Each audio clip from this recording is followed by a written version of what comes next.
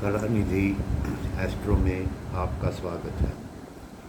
आज के वीडियो में हम नवम भाव के बारे में जानेंगे।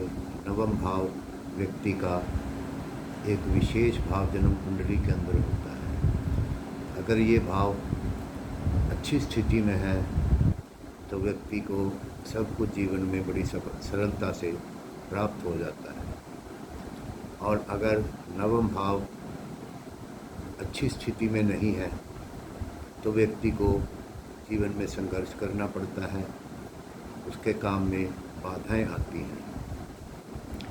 तो आइए जानते हैं नवम भाव के विषय में कुछ विशेष जानकारियाँ। नवम भाव से ही व्यक्ति को जीवन में नाना प्रकार के सुख प्राप्त होते हैं। नवम भाव के कारक ग्रह गुरु और सूर्य हैं।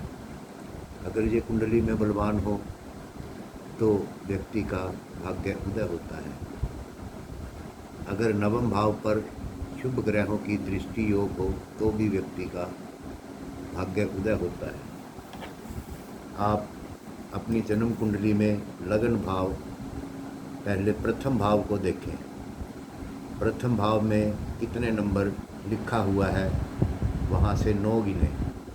वहाँ से 9 गिनने पर जो नंबर लिखा होगा उस ग्रह का स्वामी आपका भाग्य का स्वामी होगा। जैसे कुंडली में 1 नंबर लिखा है तो यहाँ से 9 गिनने पर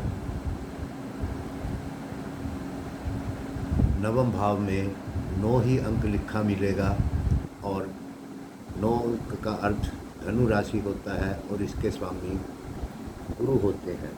ऐसी स्थिति में गुरु ग्रह आपके भाग्य को उदय करने वाले ग्रह होंगे। इसी प्रकार कुंडली में अगर 4 नंबर लिखा है तब वहाँ पर नवम भाव में 12 नंबर लिखा मिलेगा, इससे भी भाग्य के स्वामी गुरु होंगे। कुंडली में अगर 7 नंबर लिखा है तो 9 गिनने पर 3 नंबर आपको लिखा मिलेगा, जिसके स्वामी बुध ग्रह होंगे। अगर लगन में 8 नंबर लिखा है तो वहाँ से गिनने पर आपको 4 नंबर लिखा मिलेगा, कर्क राशि के स्वामी चंद्रमा होंगे। यही ग्रह आपके भाग्य उदय कारक ग्रह होंगे। अब जानते हैं नवम भाव से किन किन चीज़ों के बारे में विचार किया जाता है। नवम भाव से व्यक्ति की मानसिक वृत्ति, दान, धर्म, शील, पुण्य, तीर्थ यात्रा, विद्या, विदेश यात्रा, मंत्र सिद्धि, उत्तम विद्या, बड़े भाई, पौत्र, बहनोई, भाभी से संबंध होता है, धार्मिक, पुनर्जन्म प्रवृत्ति संबंधी ज्ञान, मंदिर, गुरुद्वारा आदि, धर्मस्थल, गुरु भक्ति, यश, कीर्ति एवं गंगा का विचार इस भाव से किया जाता है। पहले भी बताया है, सूर्य और गुरु इस भाव के कारक ग्रह होते हैं। अगर नवम भाव के स्वामी अपनी उच्च राशि में हो तो व्यक्ति विशेष भाग्यशाली होता है। जैसे कि मेष लगन हो, मेष लगन में 9 नंबर राशि पढ़ने पर, धनु राशि पढ़ने पर स्वामी गुरु ग्रह हुए। गुरु की उच्च राशि कर्क राशि है। कर्क राशि यानी 4 नंबर। 4 नंबर में अगर चतुर्थ भाव में गुरु ग्रह बैठे हुए हैं तो व्यक्ति विशेष भाग्यशाली होगा एवं जीवन में सुख समृद्धि प्राप्त करेगा। इसी प्रकार अगर कर्क लगन में गुरु ग्रह बैठे हों, क्योंकि नवम भाव 12वें भाव में मीन राशि होगी, इसके स्वामी गुरु होंगे। और लगन में जब गुरु उच्च के हो जाएंगे तो व्यक्ति विशिष्ट, विद्यावान, गुणी होगा एवं भाग्य उनका साथ देगा। लेकिन अगर यही भाग्येश छठे, आठवें या 12वें भाव में उच्च के होंगे तो भाग्य तो उदय होता है, लेकिन संघर्ष के बाद। जैसे लगन में 7 नंबर लिखा हुआ है, यानी तुला राशि लिखी हुई है, तो भाग्य भाव में 3 नंबर लिखा होगा, जिसमें कि मिथुन राशि होगी। मिथुन राशि के स्वामी बुध है और बुध की उच्च राशि कन्या है। कन्या राशि 12वें भाव में पड़ती है। ऐसी स्थिति में व्यक्ति परदेश में वास करेगा, लेकिन उसका भाग्य उदय अवश्य होगा एवं भाग्य संबंधी सुख से प्राप्त होंगे। इसी प्रकार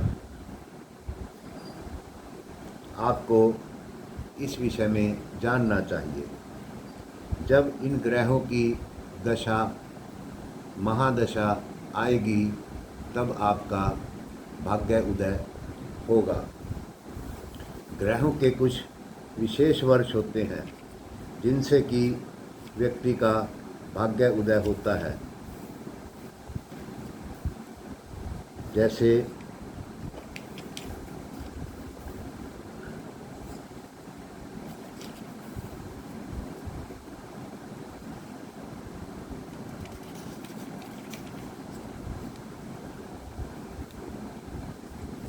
सूर्य 22 वर्ष, चंद्रमा 24 वर्ष, मंगल 28 वर्ष, बुध 32 वर्ष, गुरु ग्रह 16 वर्ष,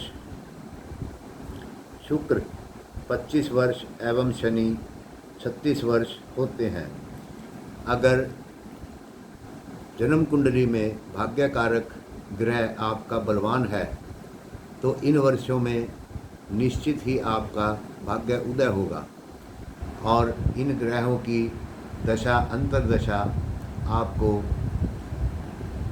सुख समृद्धि प्रदान करेगी। अगर ये ग्रह कमज़ोर हैं तो इन वर्षों में आपके भाग्य की हानि होगी, आपको कई प्रकार की समस्याओं का सामना करना पड़ेगा। अगर भाग्य का स्वामी तीसरे भाव, 5वें भाव या लगन में बैठकर भाग्य भाव को देख रहा है तो भी व्यक्ति समाज में विशिष्ट पद प्राप्त करता है।